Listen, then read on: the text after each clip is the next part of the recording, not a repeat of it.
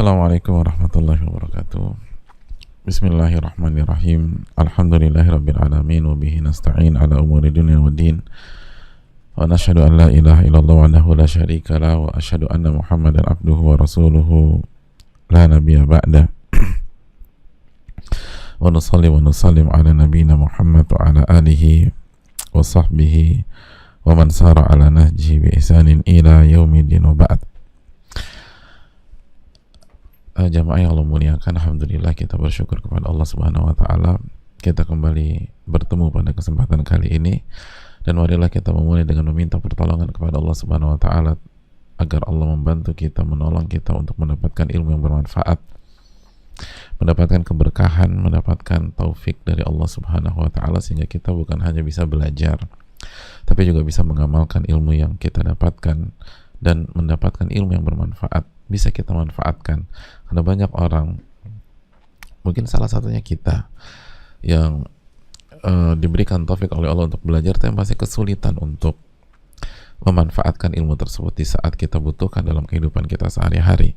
Maka mintalah dan terus mintalah pertolongan kepada Allah, sebagaimana kita bersyukur kepada Allah Subhanahu wa taala yang telah kembali mempertemukan kita dengan Al-Imam An-Nawawi rahimahullah taala melalui karya beliau, dan bertemu dengan salah satu buku terbaik di dunia, yaitu Riyadhus Shalihin. Ini adalah pertemuan dan anugerah yang Allah berikan kepada kita. Kita bisa belajar dari salah satu yang terbaik tanpa harus bayar apapun, tanpa harus mentransfer apapun, semuanya gratis dan semua taufik dan hidayah dari Allah Subhanahu wa taala. Dan kita berharap dengan kita bersyukur kita bisa istiqomah, karena buku ini jika tidak dikaji secara istiqomah tidak memberikan dampak yang diharapkan. Harus istiqomah, harus konsisten. Man thabata nabat, barang siapa yang konsisten di sebuah titik dia akan tumbuh. Itu konsep dan kaidah para ulama. Oleh karena itu mintalah pertolongan, lalu bersyukurlah, karena la in syakartum la azidannakum. Jika kalian bersyukur, aku akan tambah nikmat tersebut. Dan hadirin Allah muliakan, salawat dan salam semoga senantiasa tercurahkan kepada junjungan kita Nabi kita Muhammadin sallallahu alaihi wasallam beserta para keluarga, para sahabat dan orang-orang yang istiqomah berjalan di bawah naungan sunnah beliau sampai hari kiamat kelak. Hadirin yang semoga Allah muliakan, kita masih bersama hadits Abdullah bin Abbas yang kita bahas pada pertemuan yang lalu, ketika Nabi SAW menyampaikan uridat aliyal umam, aku diperlihatkan umat-umat manusia, fara'aitun nabiyya wa ma'ahu ruhaita, dan aku melihat Nabi yang hanya memiliki umat atau pengikut nggak sampai 10 orang. Wan nabiyya wa ma'ahu rajul wa rajulan, dan ada Nabi yang pengikutnya hanya 1 atau 2 orang, dan ada Nabi yang tidak punya pengikut sama sekali, nggak punya pengikut. Lalu aku diperlihatkan ke umat dengan jumlah yang sangat besar, dan aku berpikir itu umatku. Faqila li hadza Musa wa qaumuhu. Tapi ternyata diinfokan bahwa ini bukan kaum beliau, tapi kaumnya Nabi Musa dan kaumnya. Jadi tapi Nabi Musa dan kaumnya. Tolong ditampilkan lagi terjemahannya di layar. Dan lalu diperlihatkan kembali kepada Nabi SAW. Maka aku diperlihatkan umat yang lebih besar di sebuah ufuk.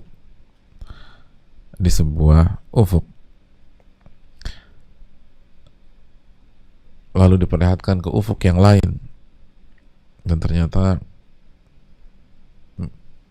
terlihat kembali umat yang sangat besar. Maka dikatakan, itulah umatmu wahai Muhammad, inilah umat Nabi SAW. Sangat-sangat banyak, sangat-sangat banyak jemaah sekalian.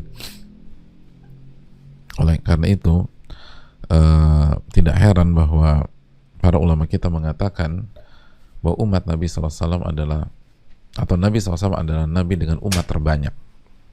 Nabi SAW adalah Nabi dengan umat yang terbanyak. Dan dalam sebuah hadis Bukhari dan Muslim dari Abdullah bin Mas'ud, qala lana Rasulullah sallallahu alaihi wasallam, Rasulullah SAW menyampaikan kepada kami, amma tardawna an takunu ruba'a ahlul jannah, tidakkah kalian ridho kalau kalian atau umatku, kita nih umat Nabi SAW itu seperempat ahli surga, seperempat ahli surga. Fakabbarna, maka Abdullah bin Mas'ud menyatakan kami langsung bertakbir ketika Nabi bertanya, tidakkah kalian ridho bahwa kalian akan menjadi seperempatnya ahli surga? Maka Abdullah bin Mas'ud menyatakan kami spontanitas bertakbir Allahu Akbar. Seperempat ahli surga itu banyak jemaah. Thumma qala, lalu Nabi SAW menyampaikan, inilah arju an takunu syatra ahlil jannah, sesungguhnya aku sangat berharap kalian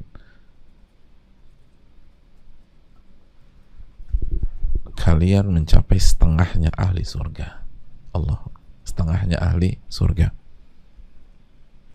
setengahnya ahli surga. Jadi bukan seperempat, setengah. Inilah arju an takunu syatra ahlil jannah, sesungguhnya aku sangat berharap kalian setengahnya ahli surga. Dan ini harapan jemaah. Ini bukan hanya membuat kita bangga, tapi peluang kita masuk surga semakin besar setengah ahli surga. Setengah ahli surga di blok oleh umat Nabi SAW. Dan ini menunjukkan bahwa upaya apapun untuk menjatuhkan Nabi kita SAW, menjelek-jelekan Nabi kita SAW, mencela Nabi kita SAW, untuk membunuh karakter beliau, nggak akan ada gunanya. Nggak akan ada gunanya. Hadis ini tetap hadis. Wa ma yantiqu 'anil hawa in huwa illa wahyun yuha. Nabi tidak berbicara dengan hawa nafsunya, tapi wahyu yang Allah wahyukan kepada beliau. Surat An-Najm ayat 3 dan 4. Dan salah satu hikmahnya ini adalah promosi gratis. Ini adalah promosi gratis yang membuat banyak orang yang nggak kenal Nabi kita simpatik dengan Nabi kita SAW. Orang-orang yang dulu nggak pernah kenal Nabi kita, bahkan buruk sangka dengan Nabi kita SAW, penasaran dan akhirnya membaca. Dan sekali aja orang membaca, mereka akan jatuh hati dengan Nabi kita SAW. Sekali aja baca sirah dengan sumber yang ori, dengan referensi yang benar, siapa yang tidak jatuh hati kepada sosok yang Aisyah radhiyallahu ta'ala mengatakan kana khuluquhul Quran, akhlak Nabi SAW keseharian adalah Al-Quranul Karim. Siapa yang tidak jatuh hati dengan sosok yang yang difirmankan oleh Allah Subhanahu wa taala, wa innaka la'ala khuluqin azim, dan sesungguhnya engkau berada di atas akhlak yang mulia.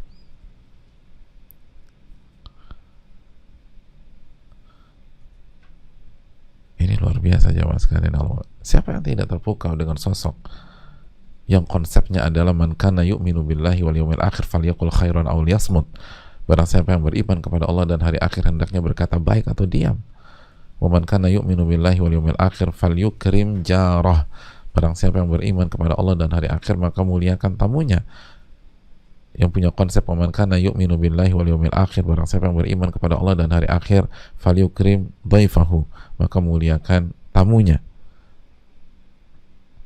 Apa ekstrimnya kalau konsepnya adalah berkata baik atau diam, muliakan tetangga dan muliakan tamu? Apakah itu terorisme? Oleh karena itu hadirin, karena tidak membaca sirah Nabi kita SAW, karena tidak mengenal Nabi kita SAW, karena tidak tahu bagaimana pengorbanan beliau dan luar biasanya hati beliau dan amalan-amalan beliau sallallahu alaihi wasallam.